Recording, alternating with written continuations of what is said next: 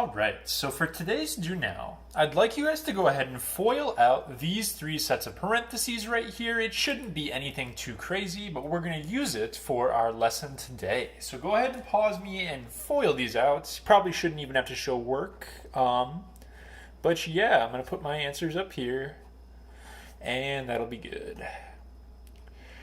So doing FOIL is something that's totally second nature for you guys by now, I would think. And you should have gotten these three answers that you guys see right here. So each of these three things that I've written down in green, is an example of a perfect square trinomial.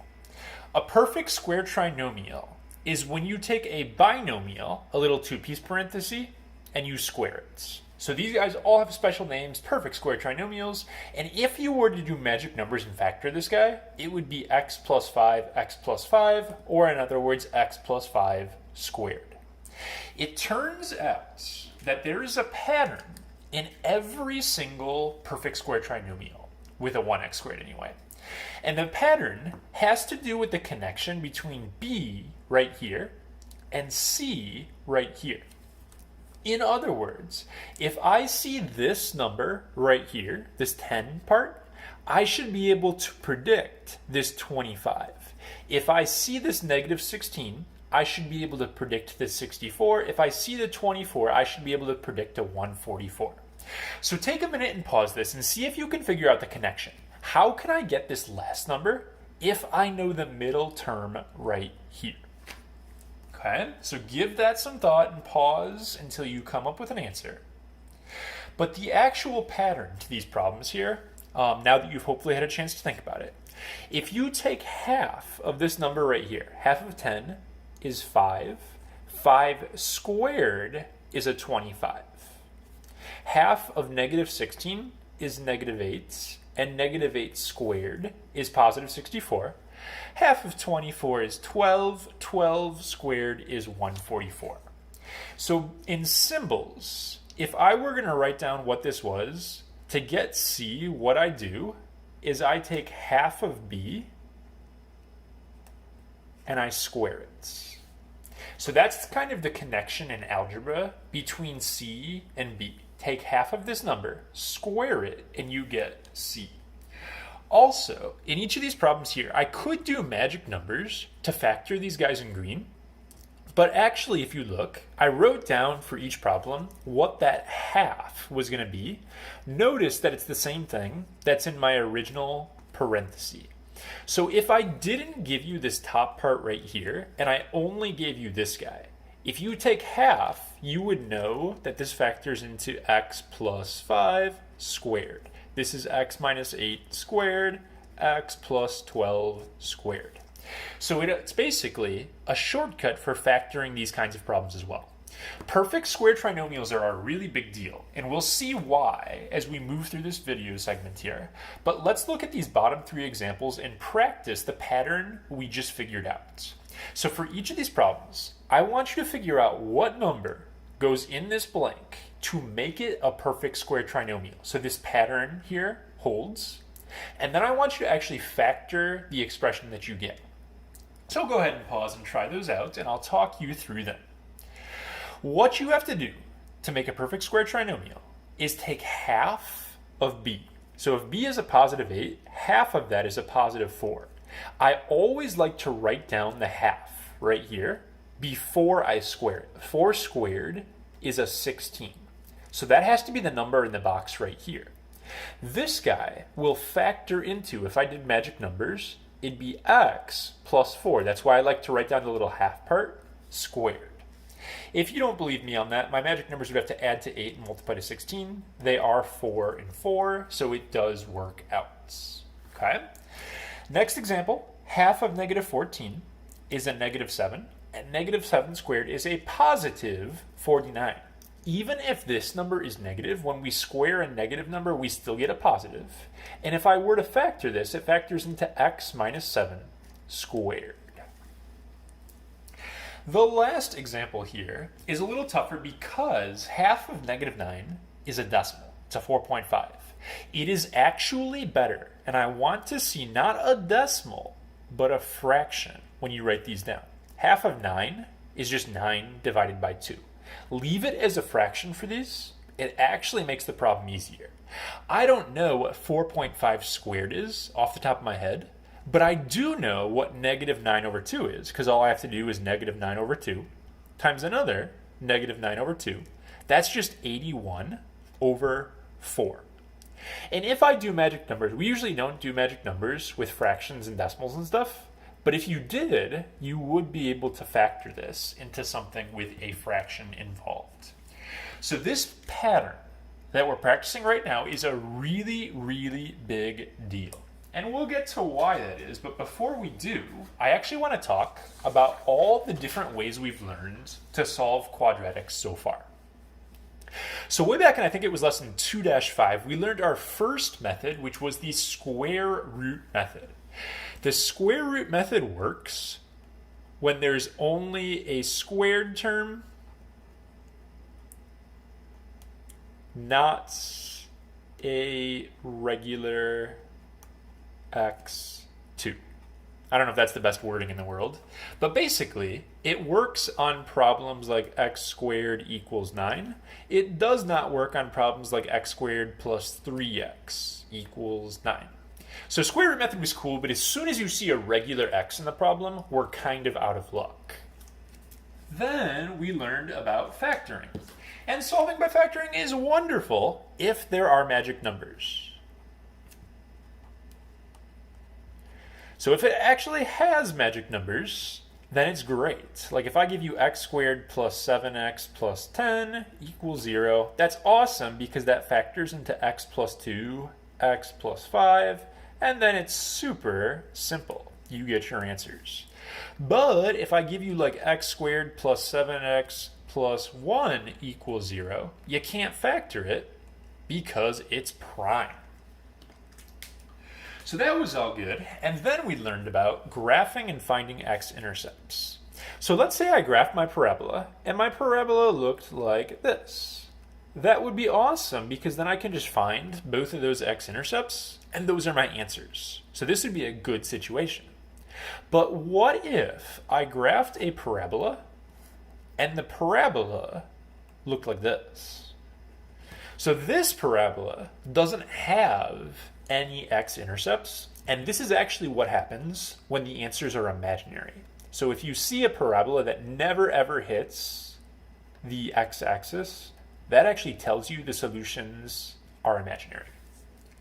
So all of this is just like a nice quick review right here. We've learned 3 methods to this point, and all 3 of these methods are kind of situational. It's great when they work, but all of them have their drawbacks where they don't work out. Okay, so it's like, oh, it's cool like this, but ooh, if it's like this, it doesn't work.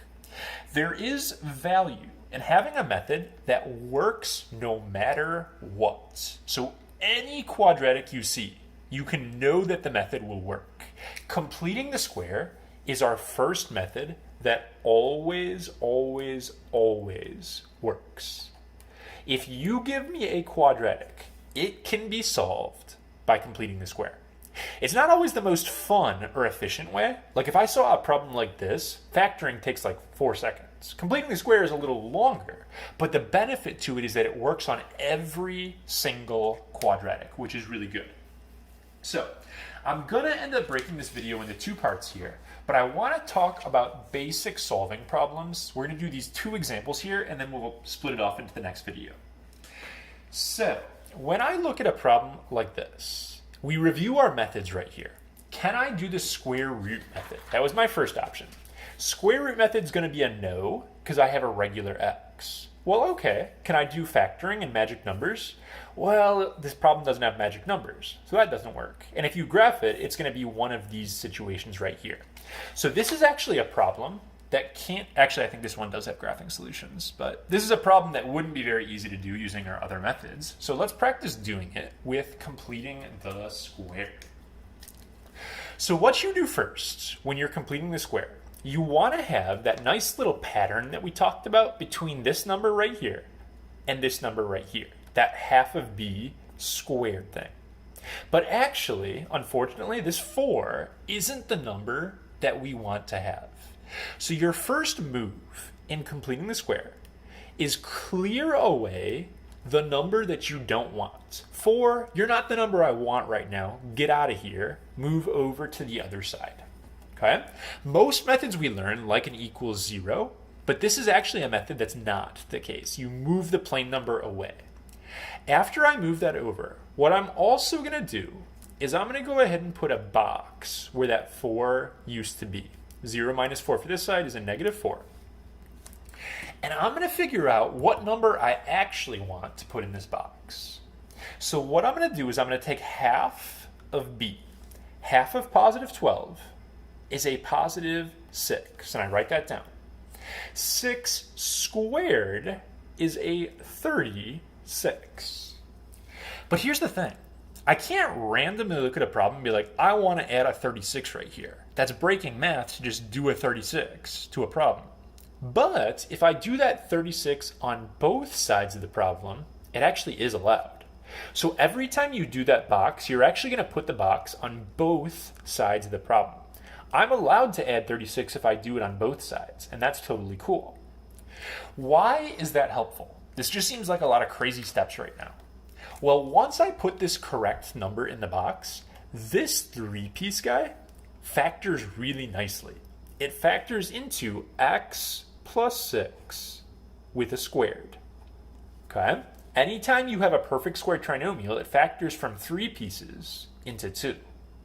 And then on my right side, negative 4 and 36 is a positive 32 over here. So I went from a problem with a regular x and an x squared, and I used this trick, and now I just have a parenthesis with a square on it. This setup in orange right here is square root method. We learned this earlier on in the chapter. So what I can do with this problem now is cancel out that squared with a square root on both sides of the problem. If I do that, these are going to go away, and this is going to be x plus 6 equals, I have to do a factor tree on my 32, just like we've practiced before. Everything I'm doing in blue right now is actually a review of stuff you guys have learned, and I'm going to have 2 groups of 2 here with a 2 left over. So it's going to say plus or minus 4 root 2. And then my final step, I just subtract that 6 to the other side. It's going to say x equals a negative 6 plus or minus 4 root 2. And that is how you would leave your answer. So the green step is new. This is something you haven't seen before in the video. But once you get to this orange stuff right here, this is square root method. So what completing the square does for you is it basically turns the problem into something with a parenthesis. That way you can use the square root method to finish it off, and this part is a review. We're going to finish with one more in this video. And now this next example right here, I'm going to try to set this up the same way. First thing I do is I clear out the plain number that I don't want. 10 is not the right number over there, so I'm going to send it over to the other side. Now it's going to say x squared minus 7x, and I'm going to go ahead and put a box on both sides of the problem. So this side is going to be a negative 10. I'm going to put a box over there as well, so I remember to do it to both parts. Once I get to here, I have to take half of this guy. Half of negative 7 is a negative 7 over 2. Okay? Leave it as a fraction when you do these, don't go decimals. Negative 7 over 2, if I square it, is a positive 49 over 4. 7 times 7, negative 7 times negative 7, 2 times 2. Have to do that to both sides. The left side all gets sucked up into x minus 7 over 2 with a squared. The right side, I have to combine these two. Negative 10 is the same thing as negative 40 over 4. Plus a 49 over 4 is going to make 9 over 4. So I got to this point right here. Now it's time to do the square root on both sides. So if I do that, these are going to cancel. So this just says x minus 7 over 2 equals, and I'm going to have a plus or minus. Got to remember that. if I do the square root of 9 over 4, that is actually just 3 over 2. So, gotta finish this problem off. I'm gonna add my 7 over 2 to the other side. I'm gonna get x equals, it'll be 7 over 2 plus or minus 3 over 2. Since these are both nice fractions, there's no square root, there's no I am gonna go ahead and get my two answers here. 7 over 2 plus 3 over 2 is a 10 over 2, but 10 over 2 is just 5 for the first answer. 7 over 2 minus 3 over 2 is a 4 over 2, but 4 over 2 is just 2. So you get your two answers that way. Anytime you solve one of these problems incidentally, and you get clean rational answers, in other words, no square roots, no i's, what that means, I would actually get a little annoyed if I was doing this problem and I got these answers. This guy actually has magic numbers. So if you get a problem that has nice answers, I get a little frustrated because I'm like, oh, I could have just done magic numbers instead. But it's worth practicing right here because even though I could have factored this and done it quicker, completing the square always works no matter what. In the next video, we're going to talk about how things change when there's a number in front of the x squared, but I'm going to take a little break from this video and just start the next one fresh.